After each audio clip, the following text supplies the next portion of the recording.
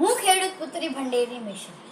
આ વિડીયો તમે 10 વ્યક્તિને ફોરવર્ડ કરજો, જેથી આ વિડીયો આપણા મુખ્યમંત્રી શ્રી ભૂપેન્દ્ર પટેલ અને માનનીય વડાપ્રધાન શ્રી નરેન્દ્ર મોદી સુધી પહોંચે. આજે હું એવા સમુદાય વિશે વાત કરવા જઈ રહી છું જેનો ઉપયોગ રાજકારણીઓ કઠપૂતળીની જેમ કરી રહ્યા છે. નથી સિટીની પબ્લિકે સાથ આપ્યો, નથી દેશની સરકારે સાથ આપ્યો.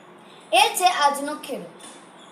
જો હું તમને કપાસના ભાવની વાત કરું તો આજનો કપાસનો ભાવ 1600 રૂપિયા છે, જે 2015માં કપાસનો ભાવ 1400 રૂપિયા હતો.